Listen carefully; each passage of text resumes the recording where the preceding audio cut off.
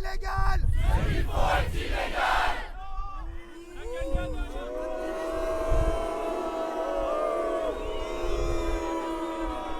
Alors,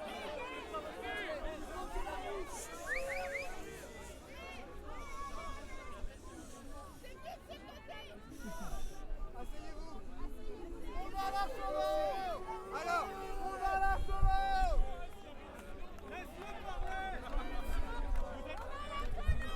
On a la sauver.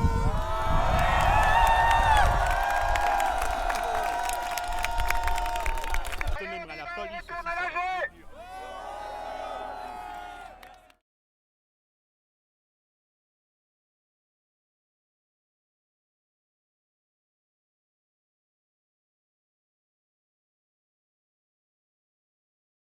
On va commencer. Donc voilà, on rappelle que c'est une assemblée démocratique. On essaye de s'organiser pour être bien assis, qu'on respecte les allées pour que les personnes qui prennent les prises de parole puissent circuler. Je vais rappeler les règles qui structurent un peu cette assemblée. Donc les signes, j'imagine que beaucoup d'entre vous les connaissent déjà, mais je vais quand même les rappeler. Quand on est d'accord, quand on n'est pas d'accord, l'opposition radicale, c'est une vraie chorégraphie. Quand on veut dire que quelqu'un l'a déjà dit, qu'il faut qu'il passe à autre chose. Quand on souhaite faire un point technique, voilà, donc ça c'est un point d'expert. Quand on souhaite que la personne qui a le micro parle plus fort, voilà. Quand on veut demander la parole, donc on lève le doigt. Et quand on ne comprend pas, c'est sur la tête comme ça. Voilà. Donc voilà les signes qui vont être utilisés pour que l'Assemblée puisse interagir avec les personnes qui ont le micro. Puisque les débats s'organisent avec des signes ici, on propose l'introduction dans la charte des signes d'un nouveau signe, qui est le signe que Flavia va faire, qui est un signe qui permettrait de dénoncer en fait des propos et des comportements sexistes, biphobes, transphobes, homophobes, lesbophobes, afin aussi qu'on puisse se former collectivement à repérer ces propos, parce que parfois on n'est aussi pas conscient de ça et on doit aussi tous se former sur ces questions-là. Voilà, donc je vais passer la parole à Flavia. Ouais, alors très rapidement, ce qu'on a discuté un peu à cette commission, c'était la toute première. On espère justement qu'elle va s'ouvrir à encore plus de personnes, qu'elle va être encore plus inclusive, qu'elle va permettre d'accueillir différentes voix féministes qui se joindront à la nôtre. Mais du coup, dans cette première discussion, on a parlé un peu des stéréotypes de genre qui touchent tout le monde.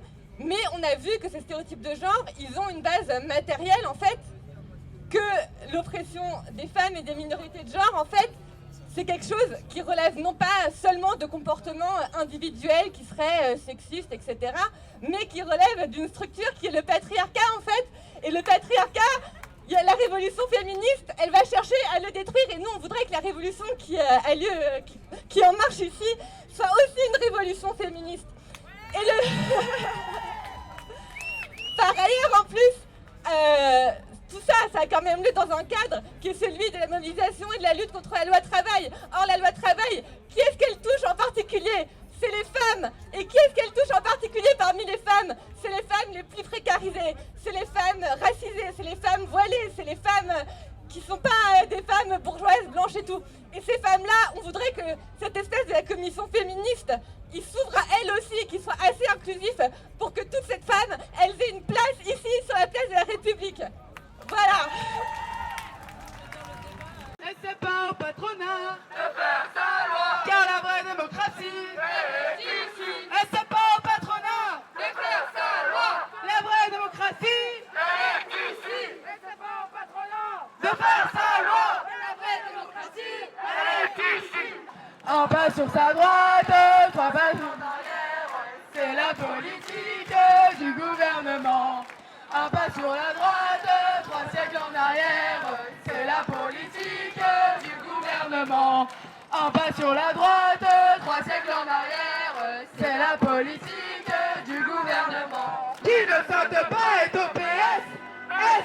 Qui ne saute pas est au PS, S. Qui ne saute pas est au PS, S.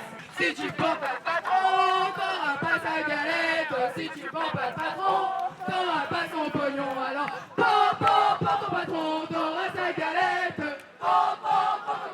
Et t'auras son pognon. Si tu pompes pas le patron, t'auras pas sa galette. Si tu pompes pas le patron, t'auras pas son pognon. Alors pompe ton patron, t'auras sa galette. Pompe ton patron, t'auras son pognon. Aucune hésitation. Non, à la loi des patrons. Oui, à ta révolution. Tout le monde déteste la police. Tout le monde déteste la police. Tout le monde déteste la police. Tout le monde déteste la police. Tout le monde déteste la police. Tout le monde déteste la police. Tout le monde déteste la police. Tout le monde déteste la police. Tout le monde déteste la police. L'idée, c'est de coordonner et après aussi, c'est de faire le tour des banlieues qui ne sont pas encore dans l'esprit de Nuit debout et de les inviter à rejoindre Nuit debout. Donc s'il y en a qui veulent faire le tour des banlieues avec nous, vous êtes les bienvenus. Voilà. L'idée, en fait, je vais peut-être vous choquer, c'est de donner raison à Sarkozy. Est-ce que vous êtes choqués? Levez les mains. Waouh, j'aime bien choquer les gens. Alors pourquoi donner raison à Sarkozy? En 2005, Sarkozy a dit une très bonne chose. Il a dit, si la lutte des jeunes du CPE et la révolte des quartiers, qui est une lutte légitime, étaient unis, ça serait la révolution. Alors ce rendez-vous-là, on l'a manqué en 2005. On va pas le manquer en 2005. Alors rendez-vous, convergence des luttes, entre les luttes des quartiers. Et je redis une chose très claire, dans les quartiers, on n'est pas homogène. Dans les quartiers, il y a plusieurs tendances, il y a plusieurs sensibilités. Mais on y va avec notre sensibilité anti-institutionnelle, auto-organisation, émancipation par nous, pour nous. C'est comme ça qu'il faut y aller. Voilà, c'est comme ça qu'on va y aller, avec cette sensibilité-là, et pas une autre sensibilité. Parce qu'en juillet, tout le monde va être tourné vers les présidentielles. Il ne faudra pas à ce moment-là faire les mêmes erreurs que notre génération quand on nous a arnaqués avec la marche pour l'égalité. Il ne faudra pas répéter les mêmes erreurs. Il faut qu'on se le dise, qu'on se le mette, qu'on se l'inscrive. Et il faut faire ce qu'on dit et dire ce qu'on fait. Voilà. On y va avec notre sensibilité, que ce soit bien clair.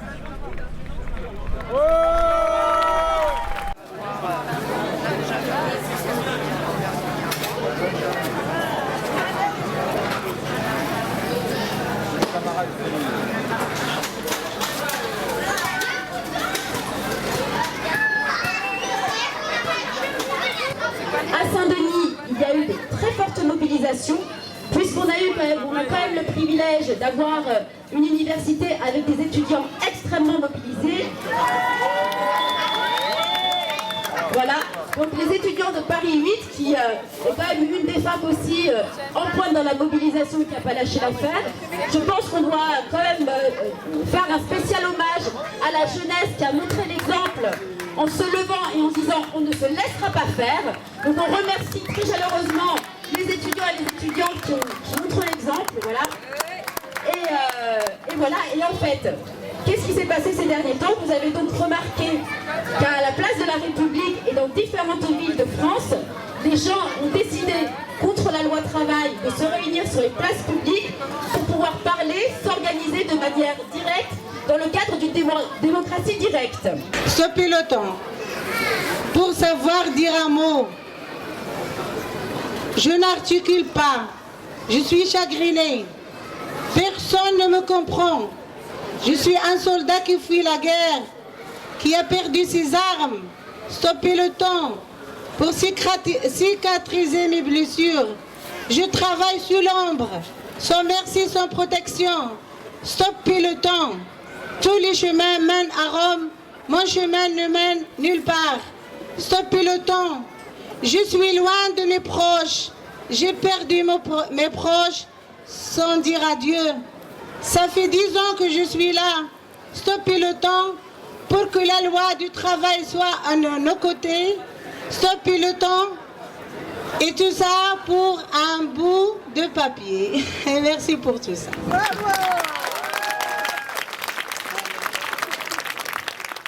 Au maximum, comme ça, un maximum de gens peuvent voir, là, surtout ceux qui avancent, là, ici, là.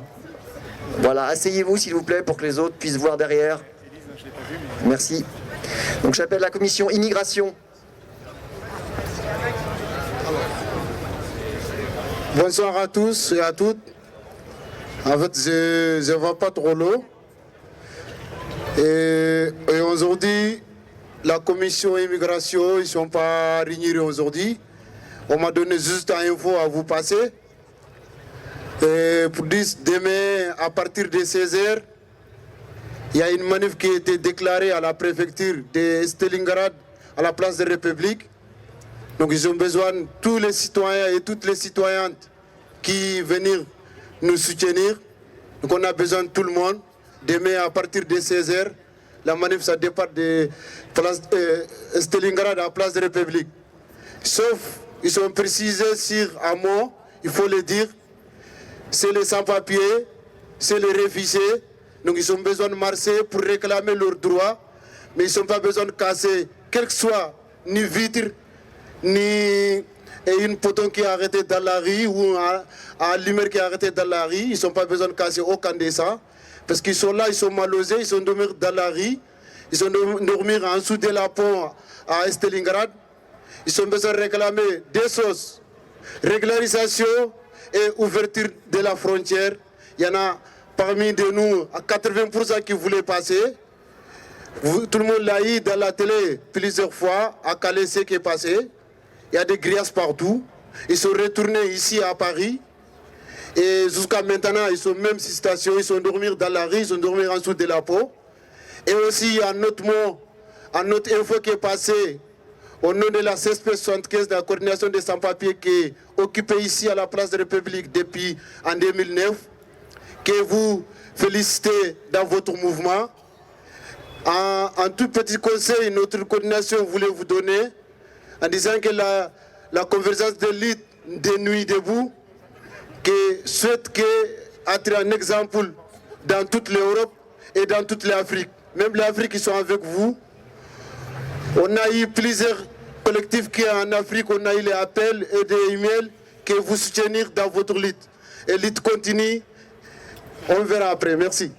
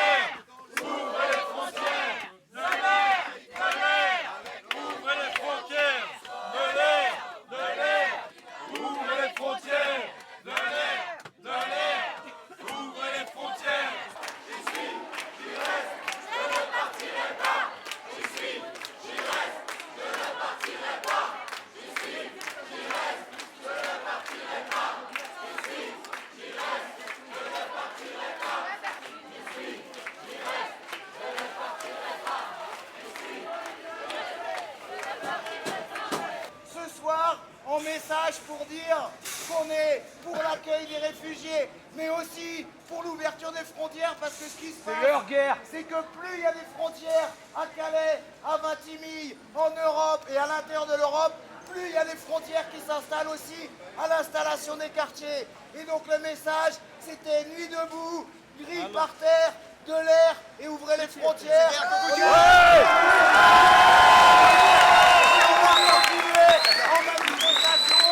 Vers la chapelle, qui était un des endroits de campement, etc.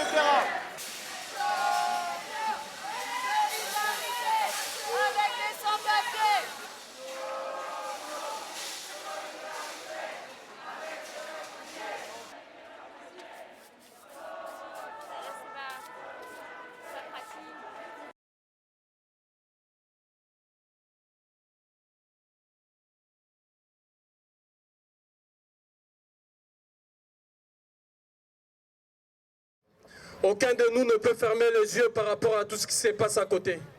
Selon l'esprit et la lettre de la Constitution qui régit aujourd'hui la République française, vous savez que le président de la République est le commandant suprême des forces armées. On ne peut jamais demander à son père d'arrêter de taper ses propres enfants à la maison et les laisser aller taper les autres enfants à l'extérieur. Dans cet état d'esprit, je voudrais vous dire que le 8 mai, au lendemain de la Deuxième Guerre mondiale, vous savez que le 8 mai 1945 a été installée une dictature mondiale internationale. Et cette dictature, savamment et intelligemment entretenue par les 5 membres permanents du Conseil de sécurité de l'Organisation des Nations Unies, lesquels aujourd'hui sont en train d'installer et d'instaurer des politiques libérales, néolibérales et des politiques aujourd'hui néocoloniales et impérialistes qui paupérisent l'ensemble de nos peuples.